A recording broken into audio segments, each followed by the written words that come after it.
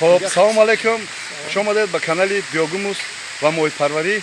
ما حاضر عین زمان سحر کردیم، ما دعا گرفتیم آمدیم.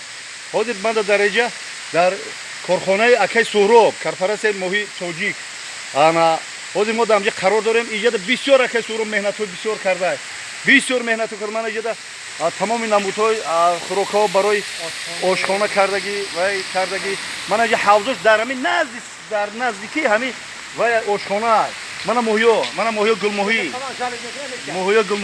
کدام هم میزوجون میبیاد همینجا میقپن همین میقپد جوش دا میقپن میگیرم میخیرم هم میکرد سخن با اکم میتیم یکم سخن گوید برای تماشا بینام. سلامت باشین، خوش اومدین به سوق بوستانی. همون رئیس کارپرات ما رئیس اساسای محیط پروری ولایت خرطوم من دیروز بود اکا سلام کردیم. همکاری داریم خیلی من خودجایی که در ولایت خرطوم هستم. من اینجا مویوی چی هستن؟ گلمویی هستن، گلمویی کیلویی هستن، گلمویی رد میشن هستن. بعد گرمدستا هستن، سازان و کارپ و امور و توسلا بیکو.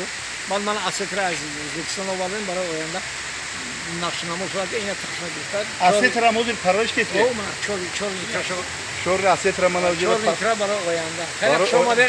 سلامت باشین. برای کار درست بخونیم. خدا خیر ان شاء الله ما این کار سر کردیم موزل ویدیو وای کردیم. انا خب من اینجا اکای سهراب وای کردیم. حاضر بالا اکای رئیس چی مسئله کردی؟ حاضر خیلی اینجا مصلحت کردم. وای دیدیم حاضر اینجا بسیار اومد معقول شد. اینجا حاضر خدا خواهد پگا با ویدیو میکنیم. پگا با نمایش میتیم همه کارخانه یک کارخانه بی‌نظیر است در تاجیکستان ما به حد معقول شد. اینجا میزوجان میبیاید خودشون میبیان ماهی را نشان میتین ماهی را میقپن ماهی را میبرن جارید میکنن ماهی را میخرن پولش میتین داخل برادرها وای میکنن دعا میکنن رفته است. حاضر شام شده است خیلی کمتر ویدیو کمتر خیراتر اومده است. من اینجا خیلی با همکارای ما هستن اینجا مصلحت دارم برای پگا برای سمینارها برای چیو مصلحت کردن وای کردن.